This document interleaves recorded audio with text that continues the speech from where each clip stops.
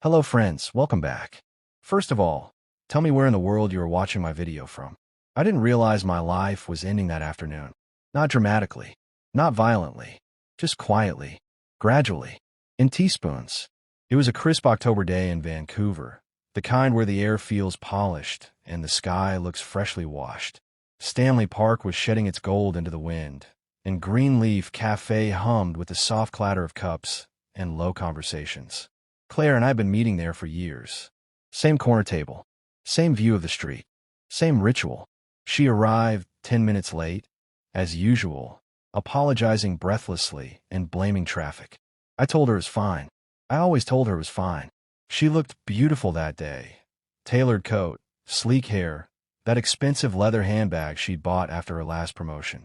But she was distracted. Her phone kept lighting up, and her eyes kept darting down to it. I noticed. I just didn't interpret it. Parents don't interpret warning signs. We excuse them. We talked about her upcoming trip to Toronto, about my recent doctor's appointment for the headaches that have been plaguing me for months. Persistent, dull, pulsing behind the eyes. You really should see a neurologist, Dad, she said gently, stirring her latte. Just to rule things out. I laughed. What? You think I'm going senile? She smiled, too quickly. Just being cautious. Cautious. If I replay that moment enough times, I can almost see the shadow behind her smile. But at the time, all I saw was my daughter caring about her aging father. We hugged goodbye at the door. She smelled like vanilla and something floral. I watched her walk away, heels clicking confidently on the pavement. And then I drove home. It wasn't until I reached my house in Kitsilano that I realized I'd left my reading glasses behind. Brown frames. Expensive prescription lenses. Useless without them. A small annoyance. A harmless mistake. I turned the car around. The cafe was nearly empty when I returned. That strange lull between lunch and dinner where time feels suspended. The espresso machine hissed softly in the background. The young barista, Maya, was wiping down the counter. "Excuse me," I said. "I think I left my glasses here." Brown frames. I was sitting at the corner table with my daughter. The color drained from her face. It wasn't subtle. It was immediate. Her hands stilled against the counter. She looked toward the back hallway, then back at me like someone debating whether to pull a fire alarm. "Mr. Brenner, right?" she asked quietly. My stomach tightened. "Yes." She swallowed. "I need to show you something. Can you come to the office? And please, promise me you won't panic." When someone says don't panic, your body betrays you before your mind can respond. My pulse began to hammer in my ears. "Is this about my glasses?" "It's about your daughter." That was the moment the world shifted. She led me through the staff door into a cramped office, stacked with boxes of syrups and paper cups. The fluorescent light flickered overhead. She closed the door carefully, like we were sealing ourselves into a vault. Her hands trembled as she pulled out her phone. "I don't know how to say this," she whispered, "so I'm just going to show you." She pressed play. The camera angle was low and shaky, as if filmed from a pocket. I could see only the underside of the table, the polished floor, the edge of Claire's designer heels. Then her voice filled the room. Clear, calm, familiar. "No, Mom. He doesn't suspect anything." My brain refused to process the words. "The headaches are getting worse, just like we planned." My legs went weak. I reached for the desk to steady myself. "He told me today the doctor wants to run more tests." Claire continued, her tone casual, almost bored. "But by the time they figure anything out, it'll be too late." Silence on her end as she listened. "Yes, I'm careful with the dosage. Just a little in his coffee, every morning. Not enough to kill him quickly. Just enough to look like natural cognitive decline." The office seemed to shrink. The fluorescent light buzzed louder. My heartbeat pounded harder. But her voice was steady, methodical. "The neurologist will probably say early onset Alzheimer's or something degenerative. No one tests for this compound. It's not on standard tox screens." Compound. She said it like she was discussing a skincare ingredient. "I've been researching this for months, Mom. Dad's will split everything between us. But with power of attorney, we can start moving assets before he's completely gone. The house alone is worth $2 million. And then there's the retirement accounts." She paused again. "I know you're worried. But Richard's business is failing. We're 3 months behind on the mortgage. If we don't do something soon, we lose everything. Dad's pension is just sitting there. He's 67. He's had a good life. He's had a good life." The words echoed. as if that made me expendable. The video ended. The screen went black. For a moment, I didn't recognize the man reflected in it. Pale, hollow-eyed, mouth slightly open. "I'm so sorry," Maya whispered. I didn't know what to do. I had a bad feeling. And when I heard her, I couldn't speak. For months. The headaches had started 4 months ago. The dizziness. The moments where words slipped away mid-sentence. The fog creeping in at the edges of my thoughts. I had laughed about it with her. "Guess I'm getting old," I'd said. She had laughed with me. Encouraged me to see a neurologist. Encouraged a diagnosis. Encouraged the narrative of decline. "Can you send me that video?"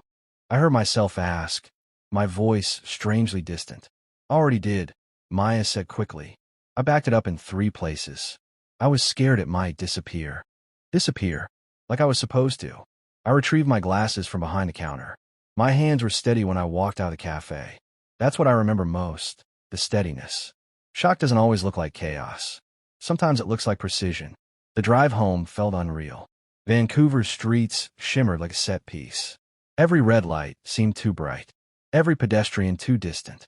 When I stepped into my kitchen, the bag of Colombian coffee sat on the counter, exactly where Claire had placed it that morning. Such an ordinary object. Such a lethal one. I stared at it for a long time. Then I picked it up, carried it to the sink, and poured the entire bag into the garbage disposal. The beans rattled like gravel as they vanished. But even as they disappeared, one thought kept rising above the horror. She'd been planning this for months.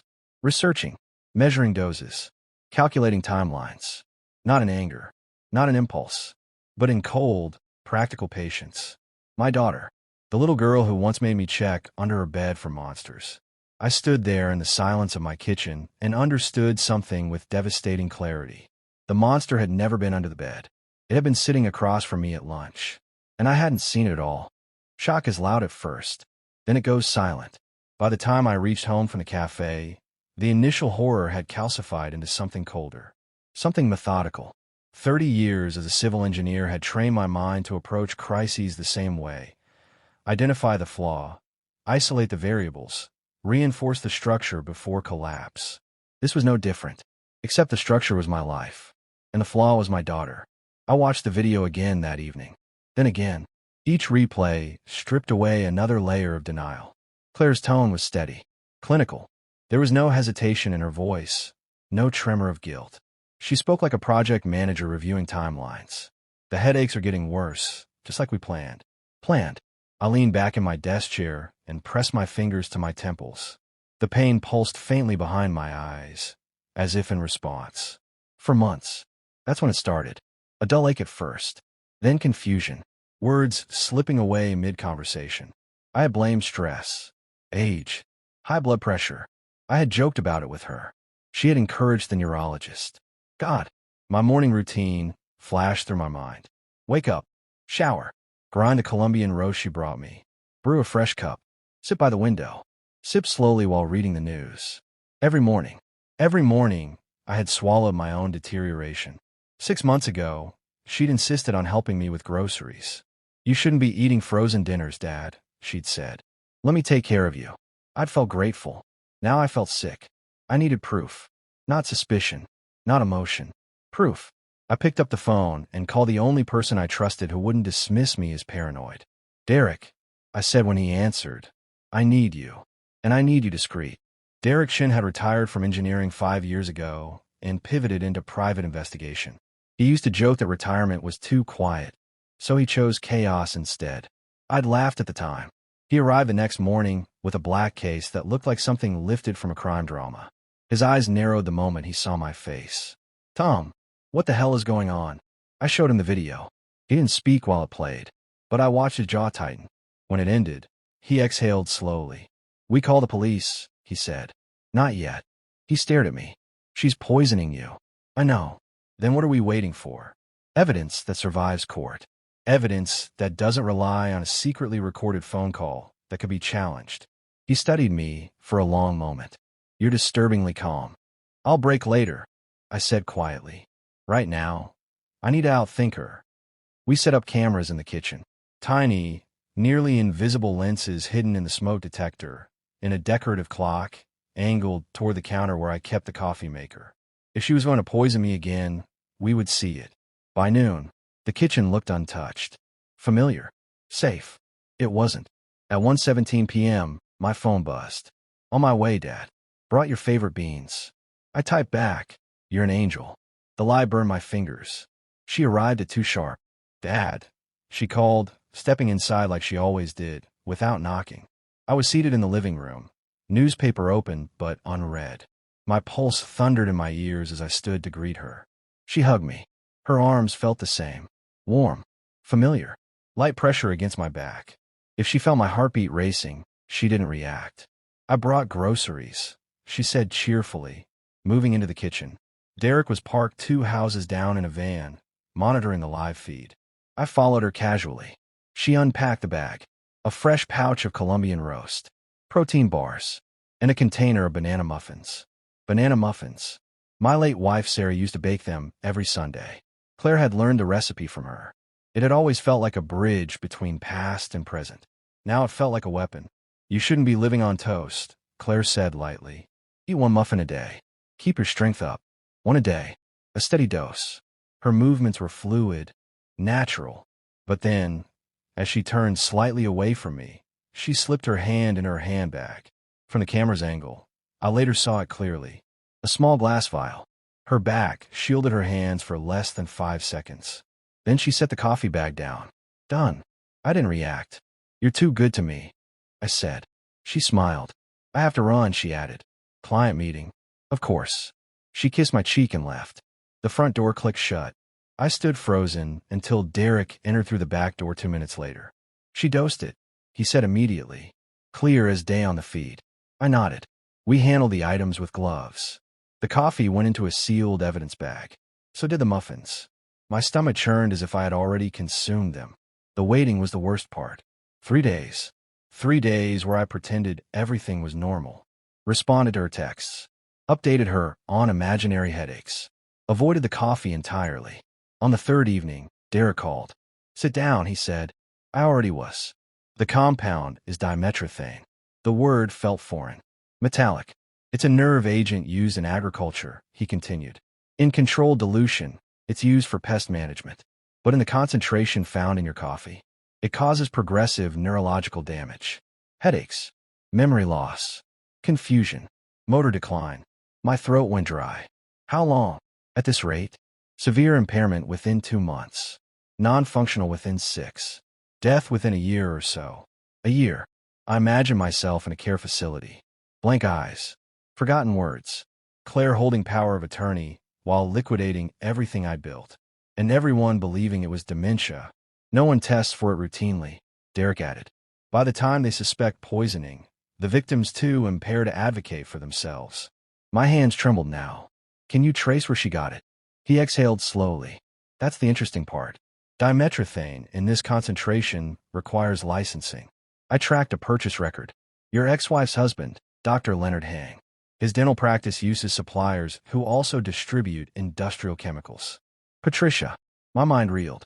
"She likely used his credentials to acquire it," Derek said. "Whether he knows or not is unclear." So it wasn't just Claire. It was Patricia too. 2 women I had once trusted with my entire world. I ended the call and sat in silence. Outside, Vancouver's skyline glowed under the setting sun. People were walking dogs, cooking dinner, living ordinary lives. Inside my home, evidence bags sat on my kitchen counter like relics from a crime scene. She had measured it carefully, adjusted dosage, calculated timeline. Not rage, not desperation in a moment of weakness. A sustained campaign. And the worst part, she had sounded certain. Certain that she was right. Certain that I was expendable. That night, I stood at the sink and stared at the empty coffee grinder. I remember the first time she'd brewed coffee for me as an adult. She'd been proud.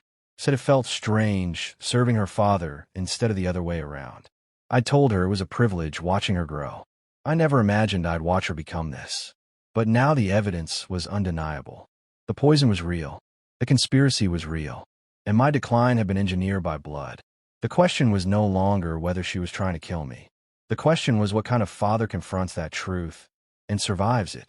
There's a specific kind of silence that settles in a house after trust dies. It isn't loud. It doesn't shatter glass. It just removes the warmth from the air. The night before I confronted Claire, I didn't sleep. I lay in bed staring at the ceiling fan as it rotated slowly above me, the soft hum marking time like a metronome. Every memory I had of her surfaced uninvited. Her first steps across our living room carpet, the way she used to crawl into my bed during thunderstorms, the day I walked her down the aisle, her hand trembling in mine. I searched those memories for clues, for fractures, for moments where something darker might have been forming. I found none. At 6 a.m., I got out of bed and brewed tea instead of coffee. The absence of that familiar smell felt symbolic, like a ritual had been buried. Derek parked his surveillance van 2 houses down at 9:30. Cameras ready. Audio recording live. I also called my lawyer, Elizabeth Warren. I told her everything. She went quiet halfway through the explanation. "Thomas," she said finally, her voice tight, "you understand this is attempted murder." "I understand. The police should be notified immediately." "Not yet." There was a pause on the line. She knew me well enough not to argue further. At exactly 10 a.m., the doorbell rang. Claire was punctual when something mattered. I opened the door. She stood there holding a stainless steel thermos and wearing a soft gray sweater. Her hair was pulled back. She looked gentle. "I brought you herbal tea," she said brightly. "The one you said helped with your headaches." Of course she did. More poison, likely. I stepped aside and let her in. We walked into the living room, the same room where she'd once built pillow forts, where she'd sobbed after her first breakup, where we'd celebrated birthdays and Christmas mornings. Morning light filtered through the curtains, touching her face. For a fleeting second, she looked so much like Sarah that my chest physically hurt. "Dad," she asked, sitting down, "you're scaring me. What's going on?" I didn't sit immediately. I looked at her, really looked at her. "I know," I said quietly. Her brow furrowed. "Know what?" "I know what you've been doing." Her expression shifted, just slightly, a tightening around the eyes, a microsecond of calculation. "I don't understand. I know about the dimetrodane. I know about the coffee, the muffins. I know about the calls to your mother. I know about the plan." Color drained from her face. For a brief, suspended moment, she seemed like a child again, caught in a lie. "Dad, this is insane," she said softly. "Who's filling your head with this?" "I have the video, Claire." Silence. "I had the coffee tested." More silence. "I know everything." Her mask held for 3 more seconds. Then it fell. Her posture changed first, shoulders squaring, chin lifting. The softness disappeared from her eyes. "Fine," she said. "Just like that." "Yes. I've been giving you dimetrodane. Is that what you wanted to hear?"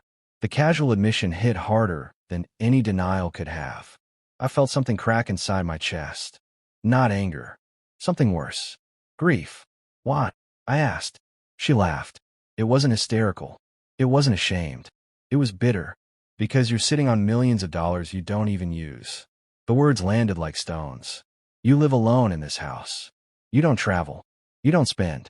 Meanwhile, Richard and I are drowning. You could have asked me for help." "I did," she snapped. "For a year, Dad. And what did you give us? 20,000 at Christmas? That barely covered 2 months of interest." "You're my daughter," I said quietly. "I would have helped you." "You were helping. Slowly. Carefully. Cautiously." "We don't have time for cautious." Her voice grew sharper. "Richard's business collapsed. His partner screwed him. We're 3 months behind on the mortgage. Creditors are circling. We're about to lose everything. So you decided to kill me." "You're 67, she shot back. "You've had a full life. You had a career. You had love. You had Mom. Then Sarah.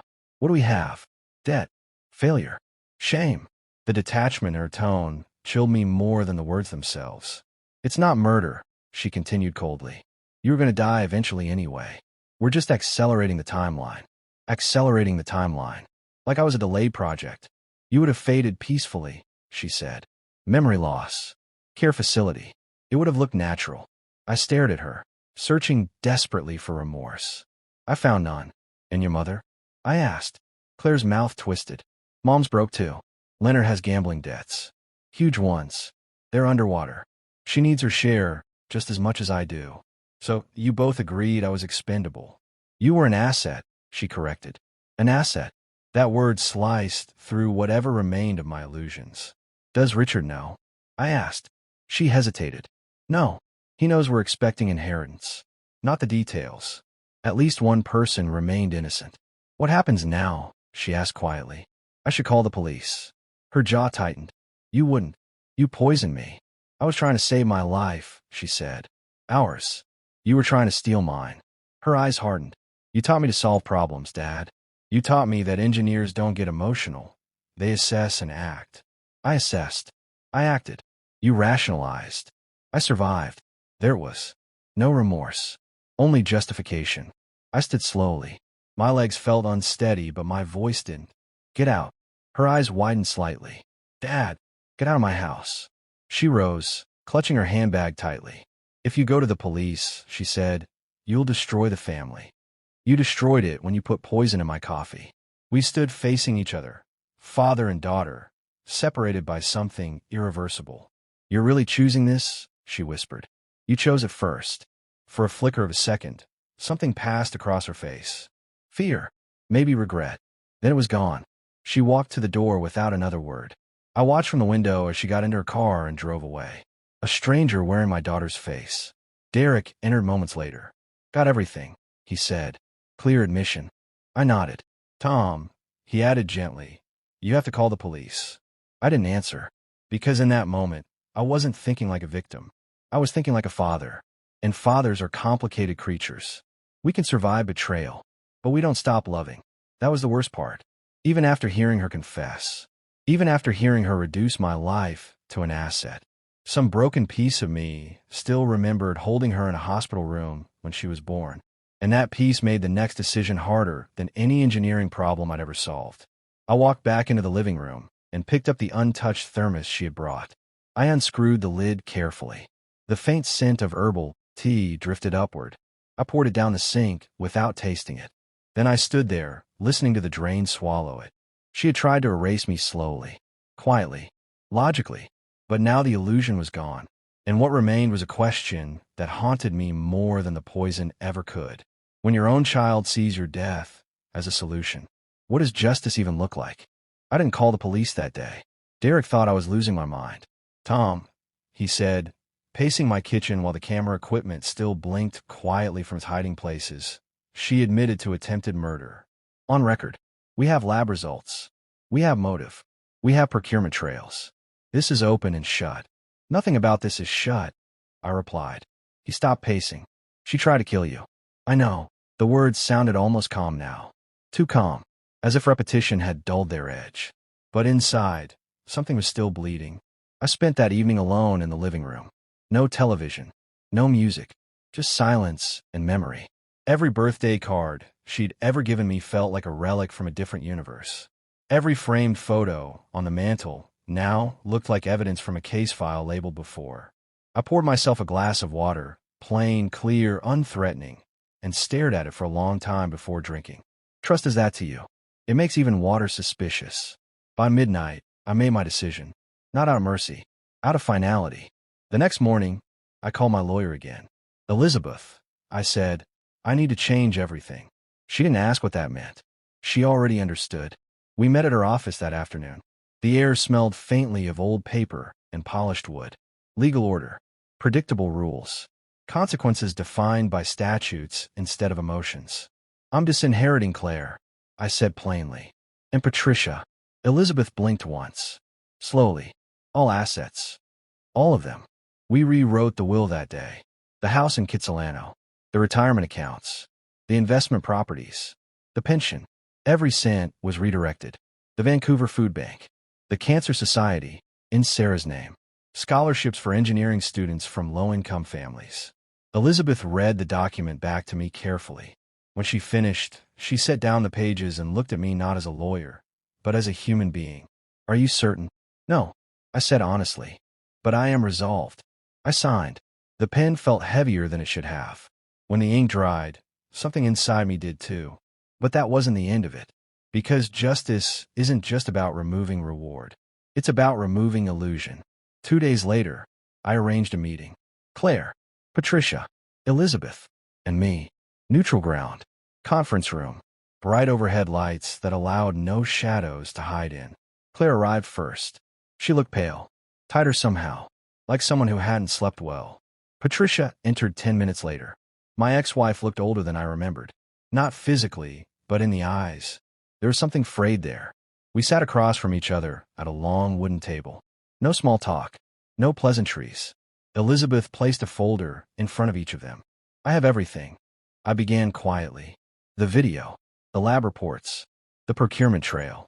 The confession. Patricia's hands trembled slightly. Claire kept her jaw tight. I have not called the police, I continued. Both of them exhaled, almost in unison. Relief. It struck me then how quickly fear turns into gratitude when prison is removed from the equation. Don't mistake this for forgiveness, I said evenly. This is containment. I slid additional documents across the table. These are sworn affidavits. You will both sign them. They detail exactly what you've done. Patricia's head snapped up. Why? Because if anything happens to me, I replied, anything at all, accident, illness, unexplained fall down the stairs, these documents go directly to law enforcement, along with every piece of evidence. Claire's eyes darkened. You don't trust us? The irony almost made me laugh. You forfeited that privilege. Elizabeth's voice was cool and professional. Failure to sign will result in immediate criminal reporting. Patricia swallowed. Leonard doesn't know. I'm aware, I said. And if this reaches court, he will. That broke something in her composure. Please, she whispered. He would divorce me. You should have considered that before attempting murder. The room felt smaller. Claire leaned forward. What do you want? She asked. I want distance, I replied. Permanent. I looked at her, really looked at her, and saw not my daughter, but the architect of my slow destruction. You will never contact me again, I said. No calls. No visits. No messages through third parties. I am no longer your father in any legal or financial capacity. Her breath hitched slightly. I continued. I have changed my will. You inherit nothing. The words landed like a physical blow. You're bluffing, she said. Elizabeth calmly slid a copy of the signed will across the table. Claire's eyes scanned the pages. Her face drained of color. You can't, she whispered. I already did. Patricia covered her mouth. All of it, she asked faintly. All of it. Silence flooded the room. You've ruined us, Claire said quietly. I held her gaze. No, I said. You ruined yourselves. Her voice rose slightly. We're going to lose the house. I'm aware. Richard will. Richard deserves the truth. She flinched. You think this is justice? She demanded. No, I replied softly. This is consequence. Patricia's shoulders sagged. Is there anything we can do to fix this? She asked. For a moment, the question tempted me. Not because there was an answer, but because part of me still wanted there to be. I imagined an apology strong enough to reverse months of poisoning. I imagined remorse powerful enough to restore trust. But imagination is not reality. No, I said finally. There isn't. Claire's eyes glistened, but whether from fear or loss of inheritance, I couldn't tell. You're choosing money over your family, she said bitterly. I almost smiled. No, I answered. You did. They signed. Hands shaking. Names inked beneath confessions. When it was done, Elizabeth collected the documents and locked them inside her secure case. The meeting ended without a handshake, without a goodbye. Claire paused at the door. Do you feel good about this? She asked. I thought about that. About revenge. About prison. About mercy. No, I said truthfully. I feel alive. She left. Patricia followed. The door closed. And with it, the last illusion of family I had left. 6 months had passed since that day. The headaches vanished within weeks of stopping the coffee. The fog lifted. My thoughts sharpened again. I was lucky. Another month, Derek told me, and the neurological damage might have been irreversible. Sometimes I stand in my kitchen and think about how close I came to vanishing. Not in a blaze, but in erosion. I still visit Greenleaf Café once a week. I always sit in Maya's section. I tip her more than she expects. She saved my life. Not through strength, not through authority, but through courage. The house is quieter now. Before, I had the illusion of family visits and grocery bags filled with affection. Now I have truth. And strangely, truth is lighter than illusion. People sometimes ask if I regret not sending them to prison. The answer isn't simple. Part of me believes they deserved it. Part of me believes living without the inheritance they tried to accelerate watching it fund food banks and cancer research, may sting longer than a sentence behind bars. And part of me couldn't bear to be the father who signed the paperwork that put his daughter in a cell. Maybe that's weakness. Maybe it's mercy. Or maybe it's just human. I will be 78 next month. I am healthy. I drink coffee without fear now. But I don't drink it carelessly. Because I've learned something expensive. Money changes people. Desperation reshapes morality. And sometimes the greatest threat isn't a stranger in the dark. It's the person who knows exactly how you take your coffee. Claire's out there somewhere. Living with debt. Living with the knowledge that the inheritance she poisoned for will never touch her hands. I don't know if it haunts her. I hope it does. Not out of cruelty. But because remorse is the only chance she has of becoming someone better than the person who measured poison into her father's morning routine. As for me, I survived. Not just the compound, but the betrayal. And survival, I've learned, isn't just about staying alive. It's about deciding who you remain after the people you loved reveal who they truly are. And I chose to remain someone who values life over money, even when my own blood did not.